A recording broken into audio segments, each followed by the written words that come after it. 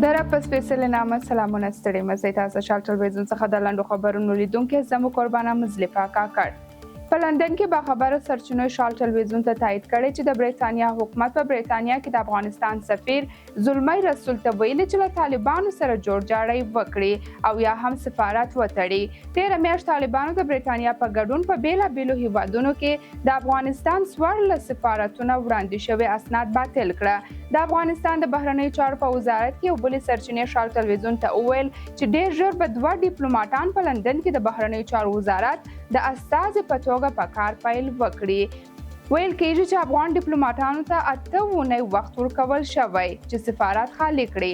هڅه مو وکړه چې په دې اړه په بریټانیا کې د افغانستان د سفیر زلمی رسول نظر هم واخلو خو بریالي نشو. د آلمان د CDU ګوند مشر فریدریش مرس آلمان له ائتلافي حکومت څخه چې د SDF ګوند مشري کوي وغوښتل چې دغه هیواد ته د افغانانو او سوریې اتباعو د مهاجرت مخه ونیسي. مرس چې د سوسیال مسیحي ګوند مشر دی او احتمال لري چې د 2015 کال په ټاکنو کې ډېرې رایې وګټي.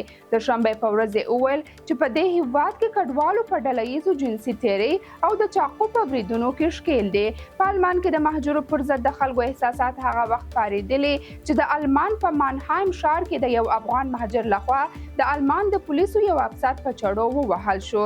جرمني د اګست په میاشت کې 28 افغان مجرمین شړلي وو. د جرمني د چارواکو په وینا دغه افغانان په جرمونو کې د لاس لرلو په تور محکوم شوي وو. په جرمني کې د افغاني بنسټونو لخوا د دغو کسانو د ایستلو هرکلی شوی دی او په جرمني کې له میشتو افغانانو غوښتي چې د دغه هیواد قوانینو ته درناوی وکړي. په افغانستان کې د فقر او بیکاری بحران نړیوال هیوادونه هڅولي ترڅو افغانستان سره مرستو ته دوام ورکړي. نن په کابل کې د ملګرو ملتونو د بشر دوستانه مرستو د همغږۍ دفتر اوچا ویلي چې ناروې د افغانستان له بشر دوستانه صندوق سره $1,800,000 مرسته کړې ده. د اوچا په وینا ناروې په تیرو لسو کلونو کې د افغانستان له بشر دوستانه صندوق سره له $19 میلیونه ډیره مرسته کړې ده. د ناروې ترڅنګ سویډن، کاناډا، بریټانیا، اسپانیا او سویس هم افغانستان له بشر دوستانه صندوق سره مرستې کړې دي.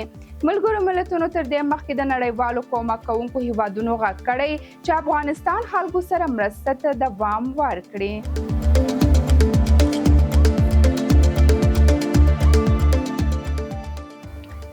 پخوانی ولسمشر حامد کرزي په هیواد کې د پولیو د پیښو پر زیاتوالي اندېښنه وښوده او له طالبانو وغوښتل چې په هیواد کې د واکسین د کمپاین د تطبیق لپاره ښه شرایط برابر کړي.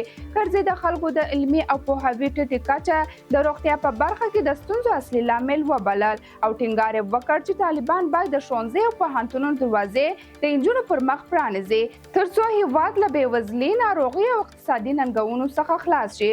د روغتیا نړیوال سازمان په افغانستان کې د پولیو د پیښو پر زیاتوالی اندېښنه ښودلې ده او دغه سازمان په 2024 کال کې په افغانستان کې د پولیو 18 سپیشي ثبت کړي دي چې تر ډیره یې په کندهار او هلمند ولایتونو کې وي.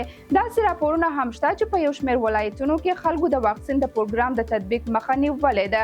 کرزي د دغه راپورونو په اړه د اندېښنې په څرګندولو سره له طالبانو وغوښتل چې د کور په کور د واکسینونو په لارې کې پراته خنډونه لرې کړي او د ماشومانو د فلج کېدو څخه د ژغورلو لپاره ښه چاپیریال برابر کړي.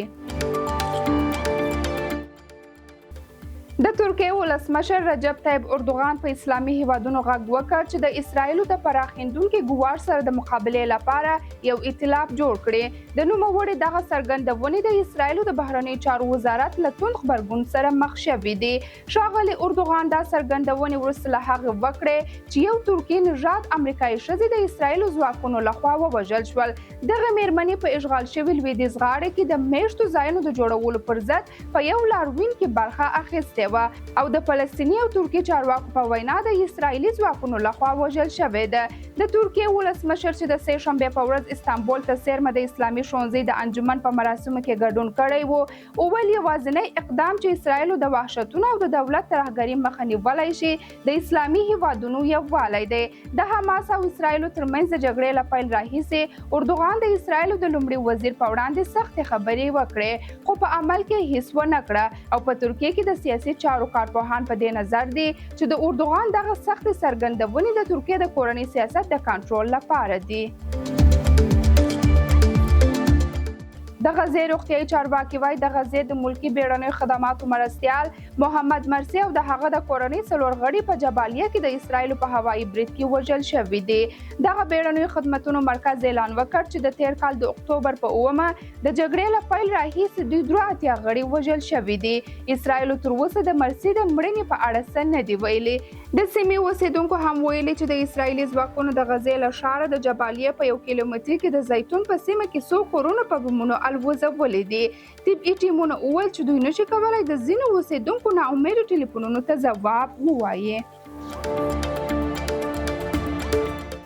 د شنبې په ورځ ماښام ناوخته د سپتمبر په 9 نیټه د اسرایلو په زیاتره ښارونو د لومړي وزیر نتنیاهو د حکومت پر ضد د 100,000 مظاهرهچیانو شاهد و. مظاهرهچیانو د شعارونو په ورکولو سره د اسرایلو د حکومت او د حماس غورځنګ ترمنځ د یرغمل شویو بندیانو د تبادلې تړون د ژر تر ژره لاسلیک کېدو غوښتنه کوله.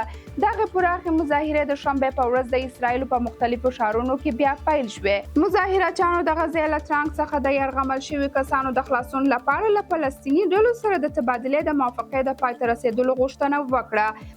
العربیه تلویزیون راپور ورکوي چې د تل ابیب په مظاهرو کې څه باندې 400,000 کسانو برخه اخیستې وه. اسرائیلي رسنیو راپور ورکړی چې د اسرائیلو امنیتي کابینه به نن یکشنبه سپتمبر 8 د یرغمل شویو د تبادلې د تړون د بیا کتنې لپاره یو غونډه وکړي.